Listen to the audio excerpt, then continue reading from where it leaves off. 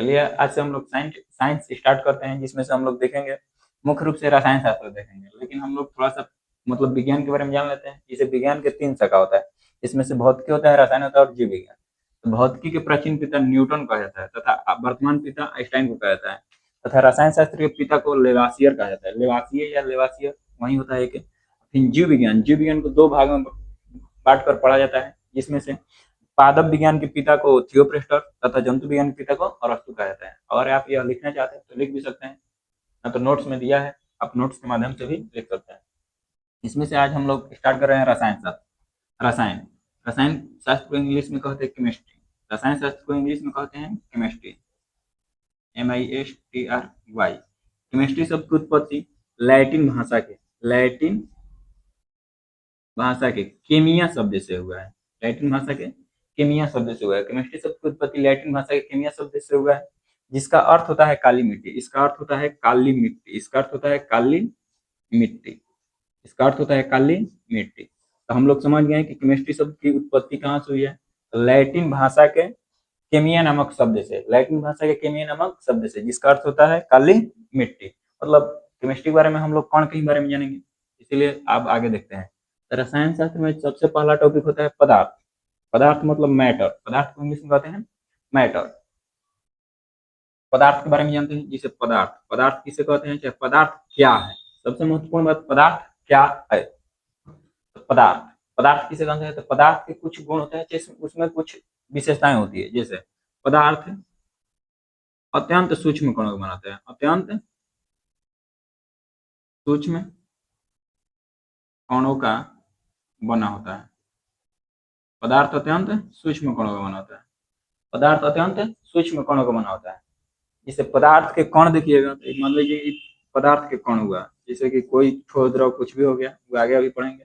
पदार्थ के कण हुआ, तो इसके कणों कण एकदम बहुत ही छोटा छोटा रहता है, और इसके बीच में एक आकर्षण बल कार्य करता है। ये इसको आकर्षित करेगा, ये इसको आकर्षित करेगा। इसी प्रकार जो मतलब पदार्थ के कणों के बीच लगने वाले आकर्षण बल को हम अंतराणु आकर्षण बल कहते हैं। कण के बीच लगने वाले, कण के बीच लगने वाले आकर्षण बल, आकर्षण बल को अंतराणुक आकर्षण बल कहा जाता है। अंतराणुक आकर्षण बल कहा जाता है। फिर पदार्थ के कणों के बीच रिक्त स्थान भी होता है। पदार्थ के कणों के बीच रिक्त स्थान भी होता है। तो इस रिक्त स्थान को अंतराणुक स्थान कहा जाता है। पदार्थ के कणों के बीच उपस्थित रिक्त स्थान को अंतराणुक स्थान कहा जाता है। पदार्थ के कण के बीच उपस्थित रिक्त स्थान को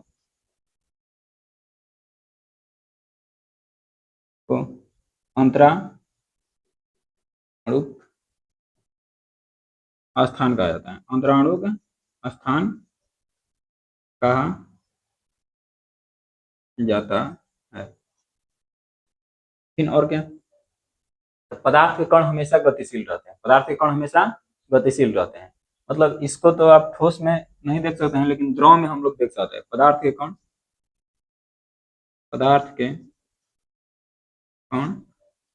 हमेशा गतिशील रहते हैं। मतलब आगे आप लोग जानते होंगे, जैसे कि आगे चल के तत्व पढ़ेंगे तो उसमें होता है एक इलेक्ट्रॉन। इलेक्ट्रॉन हमेशा अपने चक्कर के चारों ओर घूमते रहता है। इसीलिए हम कहते हैं कि पदार्थ के कण हमेशा गतिशील रहते हैं। यही पदार्थ के 4 गुण होता है। जैसे पदार्थ अत्यंत सूक्ष्म कणों का बना होता है। इतना सूक्ष्म कणों का बना होता है जिसे हम नग्न आंखों से नहीं देख सकते। इतना सूक्ष्म कणों से बना होता है जिसे हम नग्न आंखों से नहीं देख सकते हैं। फिर कणों के बीच लगने वाले आकर्षण बल को हम अंतराणुक आकर्षण बल कहते हैं। कणों के बीच उपस्थित रिक्त स्थान को हम अंतराणुक स्थान कहते हैं। पदार्थ के कण हमेशा गतिशील रहते हैं। ये पदार्थ की विशेषता हुआ। अब पदार्थ के प्रकार के बारे में समझते हैं। जैसे प्रकार के भौतिक अवस्था पर कितने प्रकार होता है और रासायनिक अवस्था पर कितने प्रकार होता है, आगे हम लोग लिखेंगे, चाहे देखेंगे।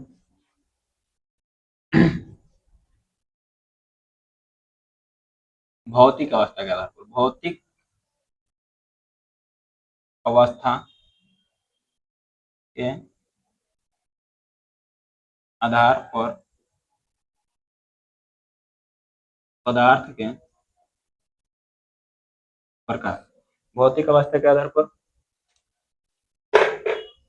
पदार्थ के प्रकार, भौतिक अवस्था के आधार पर मुख्य प्रकार होता है,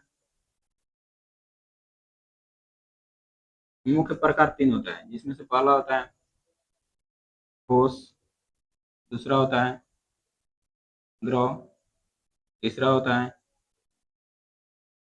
गैस।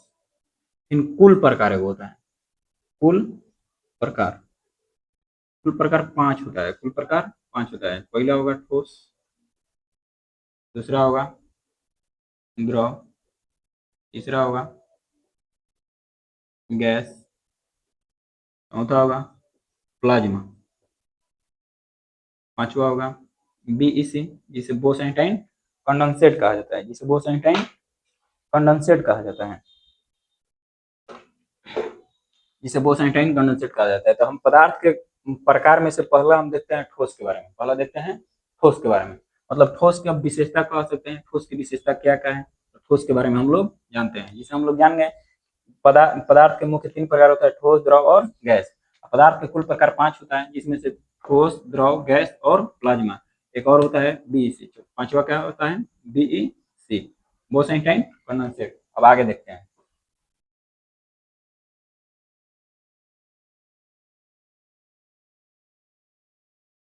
जैसे ठोस,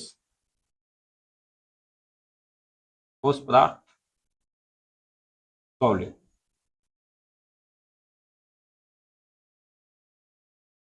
सॉलिड,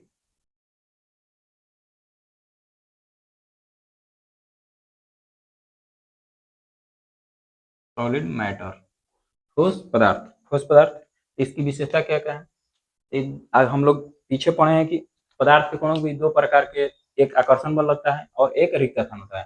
ठोस के कणों के बीच, ठोस के कणों के बीच हल्का इसमें होगा, तो ठोस के कणों के बीच रिक्त स्थान बहुत कम होता है, बहुत कम होता है, जिसे ठोस के कणों के बीच रिक्त स्थान बहुत ही कम होता है। और क्या, तो ठोस के कणों के बीच, ठोस के कणों के बीच लगने वाला आकर्षण बल बहुत मजबूत होता है, बहुत मजबूत होता है। मतलब ठोस के कण एक दूसरे को बहुत ही मजबूती से एक दूसरे को बांधे रहते हैं, मतलब एक दूसरे को छोड़कर नहीं जाने देते हैं, मतलब बहुत ही मजबूती से बांधे रहते हैं। वहीं इन दोनों गुण के कारण, मतलब कण रिक्त स्थान बहुत कम है और कण एक दूसरे को बहुत बांधे रहते हैं, इन दोनों गुण के कारण ठोस का आकृति और आयतन निश्चित होता है, ठोस का आकृति और आयतन निश्चित होता है, ठोस का आकृति और आयतन निश्चित होता है।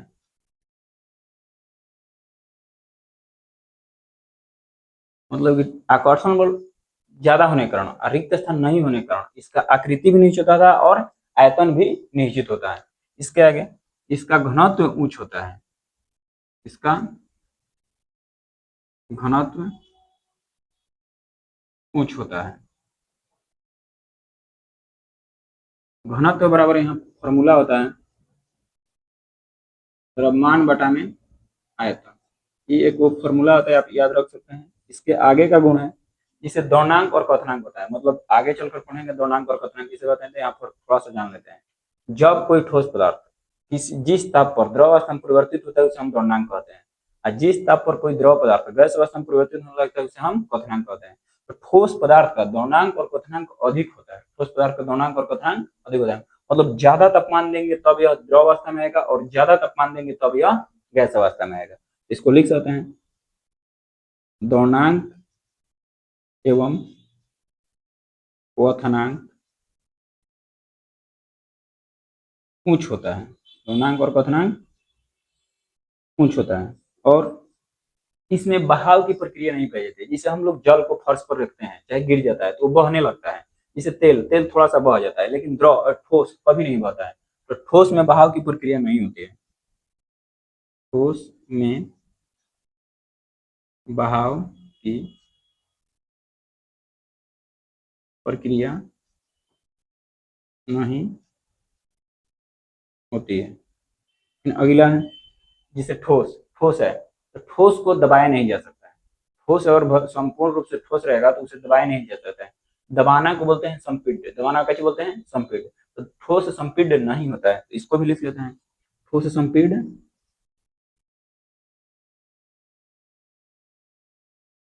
ठोस संपीड्य नहीं होता है।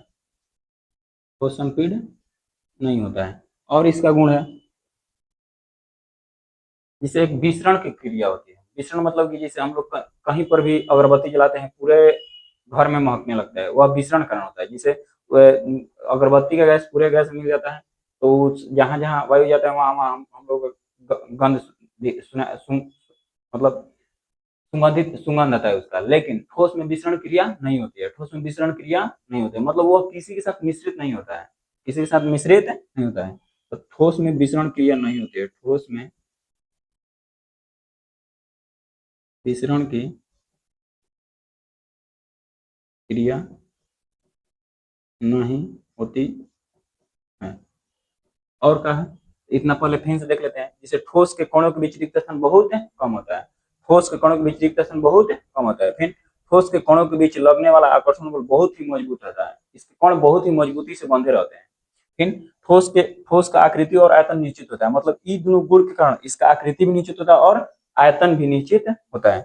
ठोस का घनत्व उच्च होता है, मतलब ठोस का घनत्व उच्च होता है। घनत्व मतलब होता है सिकुड़ने की क्षमता, मतलब कम थोड़ा सा लीजिएगा उसका वजन ज्यादा होगा, उसी को कहते हैं घनत्व। फिर दौर्नांक कम क्वथनांक उच्च होता है, दौर्नांक और क्वथनांक उच्च होता है। ठोस में बहाव की प्रक्रिया नहीं होती है, मतलब ठोस बह नहीं सकता है, जहां रख दिए वहीं पर रहेगा। फिर ठोस संपीड्य नहीं होता है, मतलब ठोस को दबाया नहीं जा सकता है, ठोस को दबाया नहीं जा सकता है। फिर ठोस में विसरण क्रिया नहीं होती है। हम इस वीडियो को यहीं समाप्त करते हैं। अगर वीडियो अच्छा लगा तो लाइक कमेंट जरूर कीजिएगा। अगले वीडियो में द्रव और गैस के बारे में जानेंगे।